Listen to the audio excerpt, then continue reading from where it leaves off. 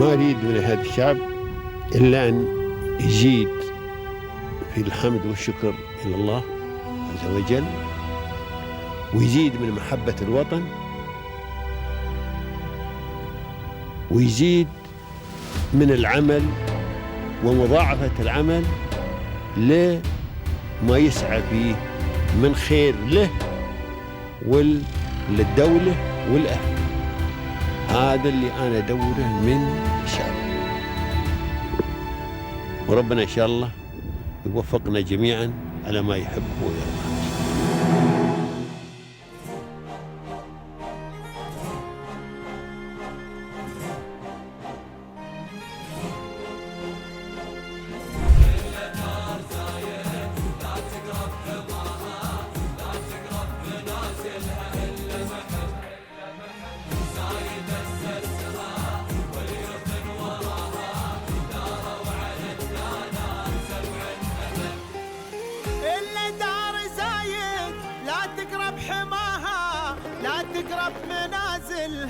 I think, as I've stated earlier, that kudos to the kingship, the rulers of this the country.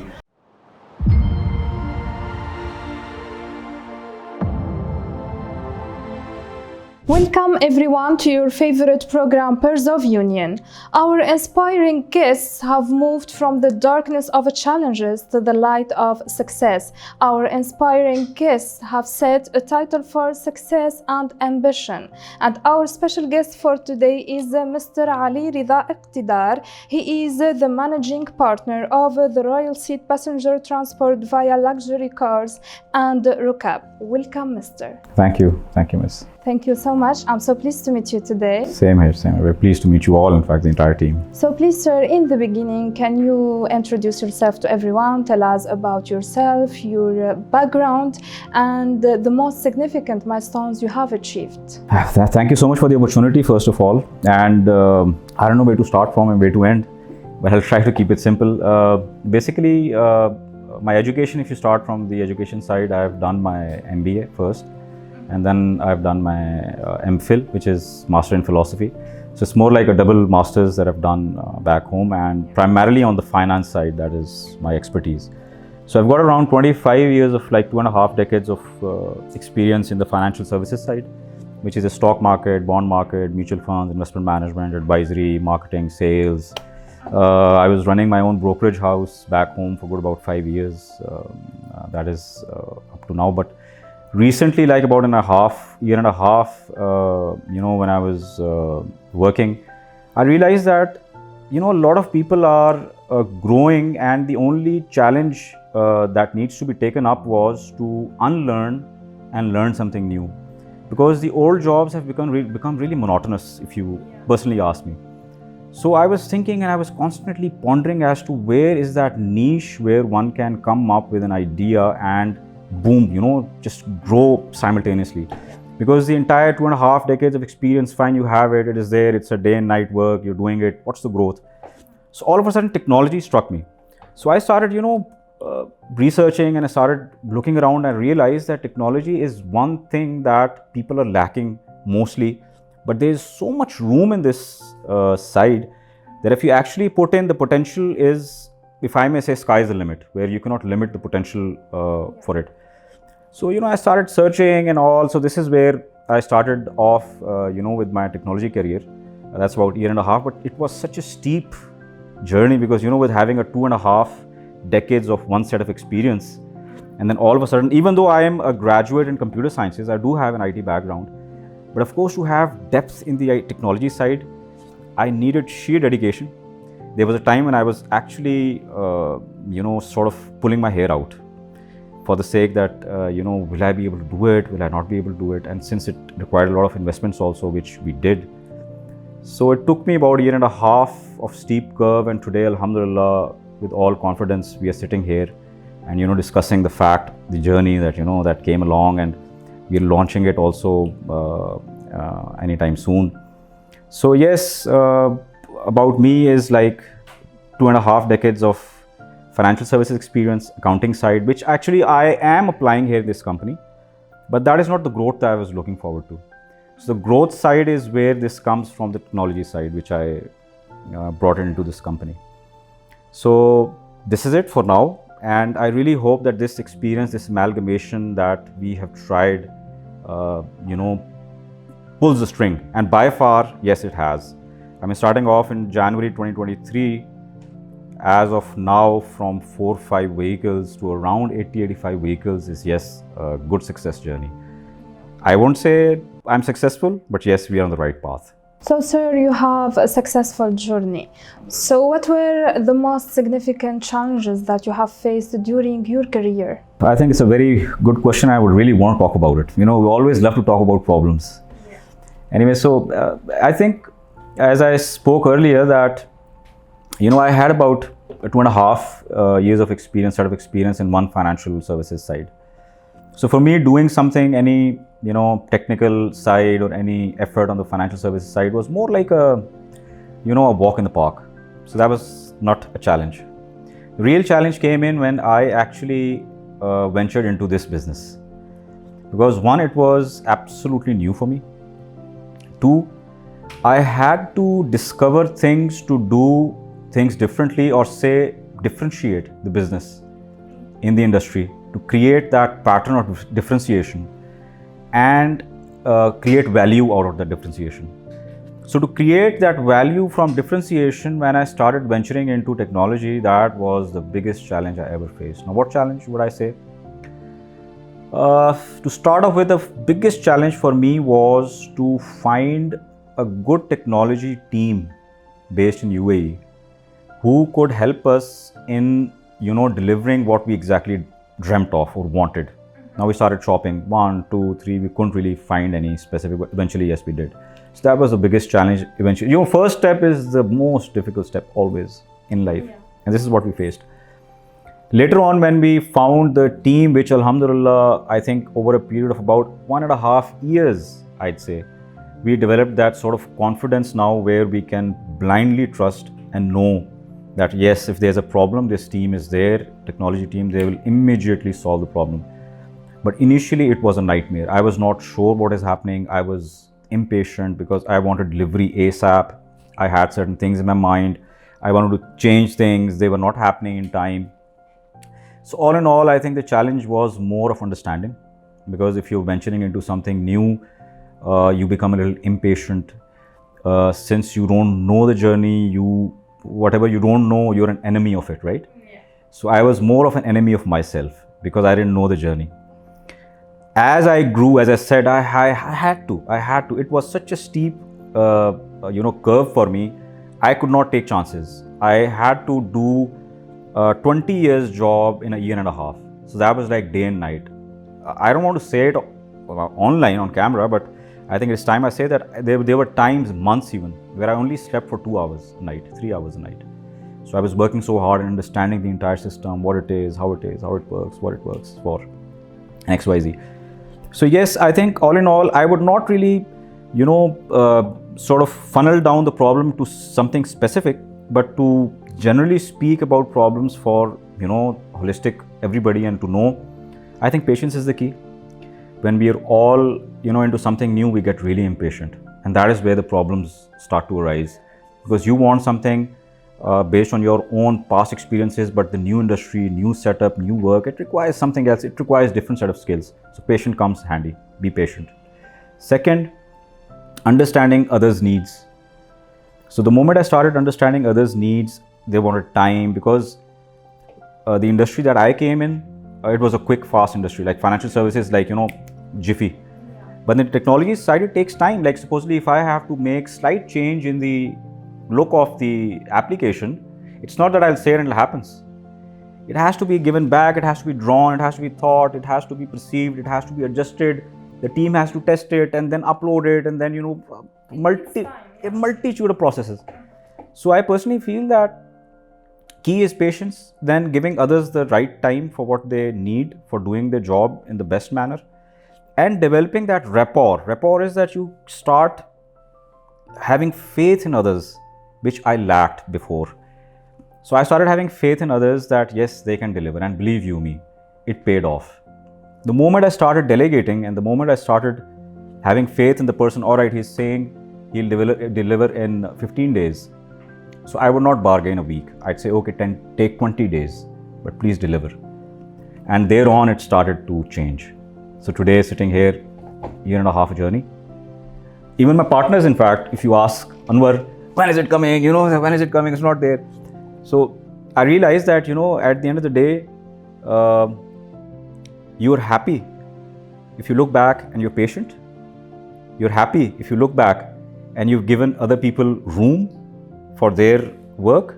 You're happy if you've not been unhappy with their impatience towards you. So this journey is what these are the all set of challenges that I faced in the journey, but I think it's smooth now. I hit the wall, I broke it, and it's alhamdulillah, I'm very happy now. Things are very smooth. Yeah. And who have been your key supporters? The persons who have helped you and encouraged you during this journey to overcome these challenges? A lot of people, I'd say. A lot of people. I think the journey altogether starts off from your family, goes without saying. I cannot move on without naming my mother. She is the backbone. She stood by me at all times. My siblings, my brother, my sister, my kids. I think these are the people that actually stood by me, and overall, I think these are the people that stand by anyone. So they're the people that need to be praised. One. Two, I think I'd love to mention my partners here in Royal, whereby Anwar, Bahar, I have Khalid sitting here, we have Numan here. So I think they've been a key player in terms of, supporting, even though we've been fighting, we've been having rough times also, but all in the game, right? So if you're working and, you have that rough patch, so eventually the bond is even stronger. So sitting here today, if I look back, the friendship that I have with my colleagues here, like Anwar, like Khalid, like Numan, like Bahar, I think I did not have it a year back, maybe a year and a half back. We were uncomfortable, but sitting here today, we are more comfortable and discussing more platforms, more avenues to expand. So I'd say and of course at the end of the end, I'd like to mention you also. Aren't you a support as well, right?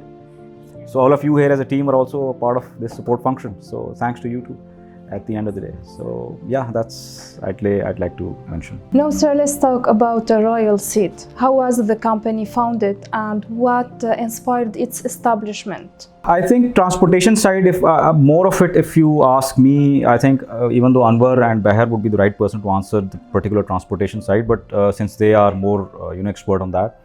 But the fact that I studied was, since they have been into transportation for a very long time. So the core transportation needed some sort of formation of company whereby, in particular in the Middle East, the limousine industry is more like untapped and raw at this, even though the regulators, and they've done a lot of good job, I'd say. And I can vouch for that because we've had a lot of meetings with the regulators, extremely supportive in terms of, bringing in new things, innovation. So I think the key in entering into this business was more like their past experience. And I'd vouch for that because since I also was drawn into this industry, so yes, there was a lot of juice in this. There's a lot of, I'd say work to be done. So basically Anwar and Bahar, one of our managing partners, they came up with the limousine transportation idea, but that was just a core of it. Now that is where, things started to develop, and I met them, and, we started to develop a package, and started to make things, as I said in the beginning, that we want to create some sort of differentiation. All right, calling green is green, calling red is red. But how do we make this green different? How do we make this red different? So that is where, a sort of my expertise conjoined or, amalgamated with their expertise. And we came up with this idea of taking this company to other levels. So the background is simple. I think transportation industry here in UAE is robust because of tourism, because, the laws, the rules and regulations. So anybody who wants to do business as a tangible physical business, I think transportation industry is a very I'd say a level playing field that where you can always come up and you just immediately invest and start making money. If not making money, at least you get in the mainstream. But again, as I said, that is not all.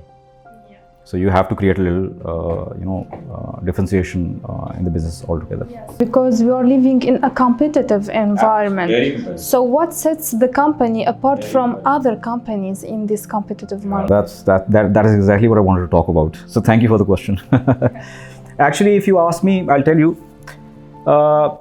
As I said, that limousine companies here in UAE dime a dozen. Why? Because the business is good, right? The business environment is good. The rules and regulations are good. But I will not, online, I would not want to talk about others. So I'll talk of myself only, of us, us as a team, our company. When we got into this business and we started, analyzing and we started, getting the numbers in, we realized that the core business of limousine itself is not enough. Because we were primarily relying on third-party businesses. So based on that, we were not really satisfied for the fact that relying on third-party businesses is fine, it is making sense, but for how long can we manage third-party businesses? We need to have our own setup, our own client base, where we can market it to the customer, market it to the people for the customer side and on the business side. So this is where we came up with the technology aspect. So if you ask me, the differentiation, the key differentiation, very few companies are into technology. There can be multiple reasons. I don't want to get into why not everybody is getting into technology. Ideally speaking, everybody should have gotten into technology. But one thing I know for sure, it is one hell of a job, I tell you. If anybody wants to get into technology, amalgamate technology with this business, it needs a lot of energy, a lot of dedication, a sort of specific skill set, which I won't say skill set is less, but of course it needs to be imported well into the industry. So it's more like raw transportation experience and not much of technology experience yet in the industry. There are people, there are companies who are doing very well because of the technology aspect in the limousine company. So how does the company incorporate technology into its offerings and services? Application based. Application. Basically, how it happens is that currently, as I said, that most of the companies, they rely on third-party businesses. To name a few, like, third-party applications. So if the customer comes in. If the customer doesn't come in, actually the limousine company itself does not own customers at the moment. Mostly, I can speak of ourselves. Currently, we are trying to market, but it's very difficult to, get in touch with the customers directly. So yeah, so basically what happens is that when we say technology, what it is that it's more like an application-based technology. So it is a geo-based application, which is once in your hand, just like, a few applications, very famous applications that are running globally as well. So what it does is it knows where you are, right? So you open this application, say it's Rukab, you want to go from one place to the other place, you book that application, you book that location, from where you want to be picked, where you want to go, and with a multitude of, offering of multiple cars, like we've got sedans, we've got 7-seaters, SUVs, big cars, small cars, so all of the vehicles that are available on our fleet. So once you book that, so now the customer is interacting directly with us. We are able to market ourselves more brilliantly, more, I'd say, in a way where we could connect to the customers directly. If you take this technology out of the picture, there's a huge gap. You see, there's a bridge that you don't see. How do I connect to a customer? Fine, I can go on the television, I can go and advertise, but then what does he do? He calls us. What does the customer do? So this is where I think we all sat down, and hats off to Anwar, Bahar, all of us that we sat and discussed, and we decided that yes, technology is the game. Because now moving forward, I think the conventional way of business, it can go on. It'll just be like, the 2.5 decades of experience that goes on without any value. So the value came in on this side. And that is where we invested heavily. So it's like, if you talk of applications, it is a very costly proposition, but eventually pays off. And this is what we're looking forward to. Yeah, and what are the biggest challenges you face in leading Rukab? A lot of challenges, I tell you, a lot of challenges. As I spoke earlier, that it's not only one aspect that I'd say, we had to face. The first aspect was to shop a good look. If you the game is over if you are into the wrong hands right in the beginning. So the biggest challenge for us was to get into hands that provide state-of-the-art technology. Everybody says we do. Now, do they really do? That was a big question, right?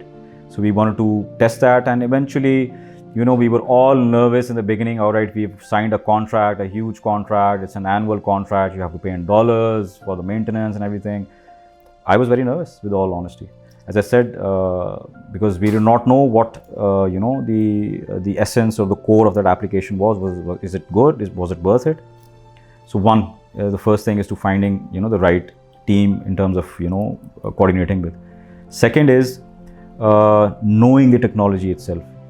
Yeah. So it is not that easy for a company to just get up and say, all right, we are amalgamating or incorporating this technology.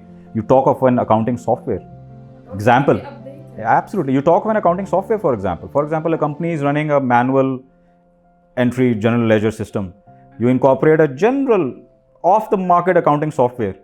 Everybody will, panic. Why? Because it's a huge change, right?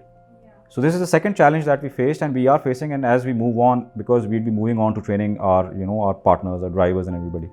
So the second challenge is that, you have to get use of this technology. How do we incorporate the business stream into the technology? So that was and still is one of the challenges that we are facing, but of course we've managed and we are managing it. The third most important challenge was the backbone of this technology, which is the IT team. Is that team capable enough? That's the question I always used to ask. There were days when I was absolutely disappointed. Why? I told you before, because of being impatient. Second, because of not giving enough room to that team that they wanted. So I was, sort of having my own mindset, my own hindsight. I was creating, this thought in my mind, negative thought in my mind that no, they're not good enough. This is why I exactly tell that you should give others enough room. So eventually I realized, no, they're really good. I mean, they're expert in what they do. That is came up with patience, came with time. So today, sitting here after a year and a half of journey, we are 100% confident on that team that if there's anything that needs to be changed, look at the confidence that I'm speaking with, right? It comes with time, experience, and a lot of, pain, I'd say, that is behind all this. So I say that if there's anything that needs to be changed, like from north to south, that team is there to say, all right, we'll deliver. And I know they will deliver. So that is I think the biggest challenge that we faced, and the biggest strength also is that our IT team, which of course has an office here in Dubai, is on, behind us. And based on their strengths, I think that is why we are so confident that we'll move forward and hoping to do good things in this industry. So, sir, as a managing partner, what is your approach to leadership and team management? I think I'd like to, extract from my previous words and, again, just put the notes here that I think for all of us, generically speaking, I don't know, I mean, one can always defer to, but it's just my opinion and a very strong opinion.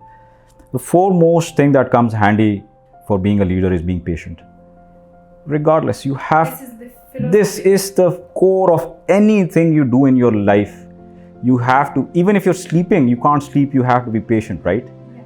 So you will eventually sleep. So patience is the key here, 1. 2, give others the room that they need for their work to be done. Don't judge others on your requirements. Let them be for what they are. Give them some space and you will know what they are in no time. So it's either they will be or will not be. And you'll have a more clearer idea than you being impatient and saying, no, you're not good. So this is the second key. That always give others enough room. 3, never, I think this is one aspect that I not mentioned. The aspect is that always have ideas generating in your mind and do not fear sharing it with people, even if it's the most stupid idea. Someday that the most stupid idea can be the best idea. It is said that if you go to a graveyard, it's not a graveyard of people, it's a graveyard of ideas, right? So I don't know how many ideas have been buried there in the grave. So let your ideas out, let your ideas be out on the table. Be it, you can have hundreds of ideas, 99 out, one idea can change your life.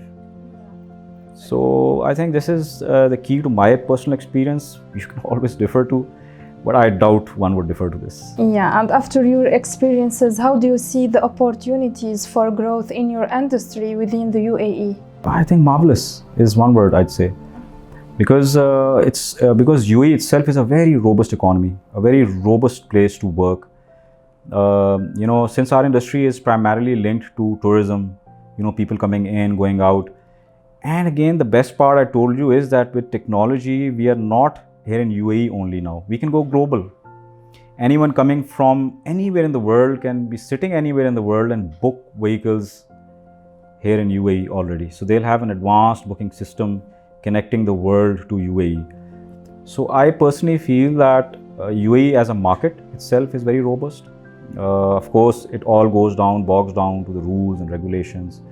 And the regulators supporting the entire function, so that we vouch. I know, Anwar knows, we've had rounds of meetings with the regulators also. They've been excessively supportive in almost anything that we say. Of course, they have their stringent rules. It goes by without saying. You have to follow that. So within that ambit of rules and regulations, I think it is a beautiful industry. Saturation, when people do say, all right, it is saturated, so this and that. Yes, saturation. Anything can be saturated. So you always have to create your own niche. Technology is not saturated. Have my word for it. Pick up a company, I think you'll find hardly 10-15 companies working on technology. And you'd find more than 200 licenses, maybe about 100 active licenses in Abu Dhabi alone. So I think all in all, we need to be, working towards improving business as it is. And taking benefit of the, especially this season, starting off, it's a very good season these days, all the way till I'd say before Ramadan, which is somewhere in March, I believe. And of course, in the summer season is off season. But I think if you average out the whole year, it's wonderful. We can do a lot of things here in UAE. Sir, the UAE is known for its supportive business environment. So how has the UAE facilitated business growth and made it easier for companies to operate and expand in this market? How has the UAE contributed to the success and growth of this company? I think it's if it needs to be explained, it becomes really big. In short, Anwar knows, he's sitting. I also know we've had rounds of meeting, as I explained earlier also, that the regulators here are, very supportive in terms of businesses. I vouch for that because whenever you have a problem, you go to them, they would immediately want to resolve it. They want work. The regulators here mean business, and that is all that is needed, right? There is no red tapeism. There is no, sort of blockages in anything that you want to do. You want to do. If you don't want to do, fine, it's up to you. You want to do, follow these rules and regulations. If you fall into this ambit, Allah, we are with you. We stand with you. And this is exactly what the regulators, in fact, have spoken to us as well. We have not introduced, but we have spoken to the regulators about our technology. And they were absolutely excited, in fact, I'd say. And they said, Yalla, bring it to us and we'll talk. So we are, in a phase of testing and everything. So eventually we'll be, taking it to them also, having their feedback. So I think all in all, if you ask me how or what have they been supportive about, I think everything. The rules and regulations are very supportive. The environment itself is very supportive, Had it been a problem in terms of approaching them, again, I would have said there's no problem. You can approach them with your problems, they resolve it. We've faced a lot of problems as a company. Every company faces problems in terms of, regulations, rules, different aspects, but they've addressed it very well. So I think what, how, when, if you ask all these questions in terms of was it there? So there's one answer to this, that they're very supportive environment for businesses.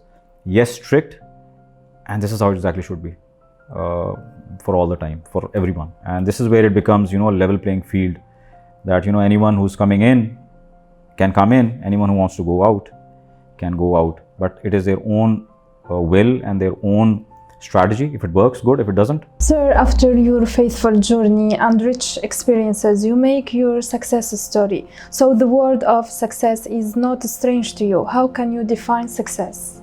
I think I have a different parameter for measuring success. For some people, success means achieving something and sitting on a throne, right? So success is a very relative term, and it cannot be defined in a particular aspect for, for a general public statement that, all right, this is what if you do, you would be successful. So, well, since we are talking about our business, since we're talking about our experiences, so I think the biggest success that I personally have seen in this entire journey is, number one, that I made very good relationships, new relationships. Like, I met my partner here, Anwar, I met Khalid, I met Noman, Bahar, a lot of people around. I met the regular people here in UAE. No, sir, we need your advice to the new generation, to young entrepreneurs aspiring to enter the same field. I think I have mentioned a lot on this side, but again, I'd give one very serious advice to all the aspiring entrepreneurs, as I am myself. I'm a student also. I keep learning. As I said, learning, unlearning, relearning is the process. So I personally feel that anybody who wants to be an entrepreneur foremostly has to be patient. Without patience, kick that word entrepreneur out of your life and do something else. So one, you have to be patient. Two, as I stated, have faith in others. Give them the test of faith. Do not be impatient in judging others. If they pass the test of faith, either they will be with you for life or they will be out of your life for life. Both of them are good in terms of this thing. So, and as I mentioned earlier, ideas. Don't be afraid of ideas. The most stupid of ideas, if you have, can change your life. If you have 100 ideas, at least spill out the beans, put 50% of those ideas on the table. Trust me, out of those 50 ideas, one will change your life. It goes without saying. This is my personal experience. This is what I'd tell the aspiring entrepreneurs here. And if you speak of UAE itself, robust place, happening place, come, serve, be patient, think well, have ideas, you'll have it. The UAE has for sure contributed to your success story. So what is your appreciation message you would like to convey through our episode to the UAE and its rulers? I think, as I've stated earlier, that kudos to the kingship, the rulers of this the country, for creating such an environment, such a robust a business environment where almost there is no I'd say uneven or injustice in terms of any aspect that you may think of. It's a level playing field for everyone who wants to come in. New, old, age is not a barrier, nationality is not a barrier, citizenship is not a barrier, your skin color is not a barrier, your language, your religious background, nothing is a barrier. The only barrier is your own thoughts, your own professional experience. If you can do it, you will be accepted here. If you can't do it, that's absolutely up to you what you want to live with. So I think hats off to the system that has been built in such a way. Of course, goes to the rulers, goes to the authorities who've developed all this I'd say working environment whereby success only comes by efforts and by being just to yourself. And if you can do that. Thank you so much, sir. It was my pleasure talking with you today. Best of luck. Thank you. Dear audience, this is the end of our episode. Watch us next week. Goodbye.